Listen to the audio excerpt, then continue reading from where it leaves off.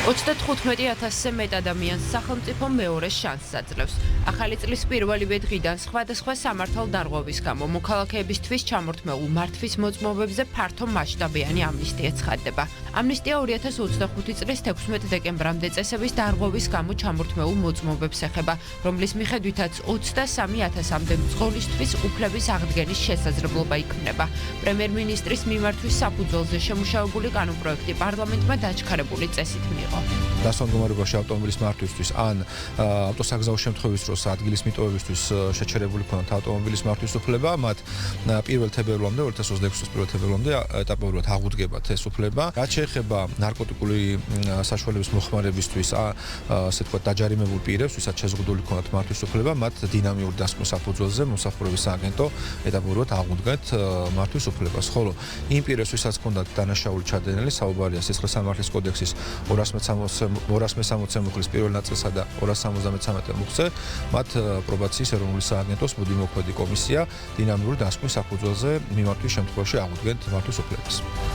ხმაურის დონის შემცირებისა და გარემოს დაცვის მიზნით საქართველოს პარლამენტმა ადმინისტრაციულ სამართალდარღვევათა კოდექსში ცვლილებები შეიტანა. 2026 წლის 1 იანვრიდან ძალაში შევა სატრანსპორტო საშუალების ექსპლუატაციის წარმოქმნილ ხმაურზე დაწესებული შეზღუდვებიც, რაც იმას ნიშნავს, რომ კანონით დადგენილი ხმაურის ნორმების გადამეტების შემთხვევაში მძღოლებს სანქციები დაეკისრებათ. მიზანი ხმაურის დონის და გარემოზე მავნე ზემოქმედების შემცირება. გათვალისწინებულია პირველ ჯერზე 100 ლარი ჯარიმა და 10 ქულის ჩამოკლება მართვის უფლებაზე, შემდგომში განმეორების შემთხვევაში არის 200 ლარი და 20 ქულა, ხოლო ყოველი მესამე და მომდევნო შემთხვევაში 300 ლარი და 30 ქულა.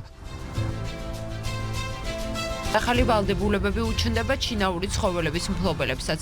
2026 წლის 1 იანვრიდან პარლამენტის მიერ ჩინაურ ბინადარ ცხოველებთან დაკავშირებით მიღებული კანონის ცალკეული ნორმები ამოქმედდება. ძალაში შედის მუხლი, რომელიც არასამკურნალო მიზნით ან ფუნქციური დანიშნულების გარეშე ცხოველისთვის ვეტერინარული ოპერაციების ჩატარებას კრძალავს. კანონმდებლების მიერ შემუშავებული დოკუმენტის მთავარი ამოცანა ჩინაური ბინადარი ცხოველების მოვლა პატრონობა და მათი არასათანადო და სასტიკი მოპყრობისგან დაცვა. 1 აპრილამდე საქართველოს მთავრობა გამოსცემს 2 ძალიან მნიშვნელოვან აქტს.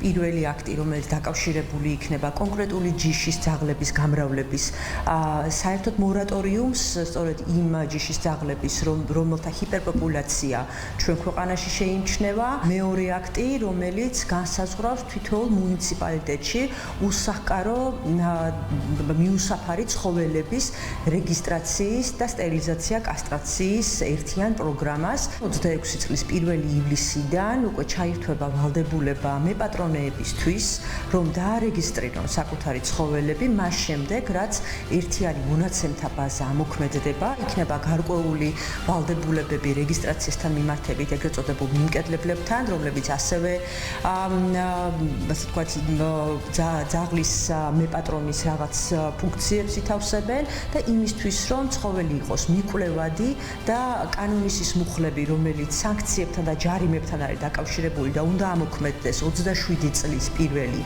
იანვრიდან, ამისთვის აუცილებელია, რომ თითოეული ცხოველი მოხვდეს მონაცემთა ერთიან ბაზაში. გარემოს დაცვა ერთ-ერთია იმ პრიორიტეტებიდან, რომელიც ხელისუფლებამ განსაზღვრა. პლასტმასის ნარჩენების შემცირებისა და ეკოლოგიურად სუფთა ალტერნატივების სახალისების მიზნით აღმასრულებელი და საკანონმდებლო ხელისუფლების წარმომადგენლები ბიზნეს სექტორთან აქტიურ კოორდინაციას აწარმოებდნენ.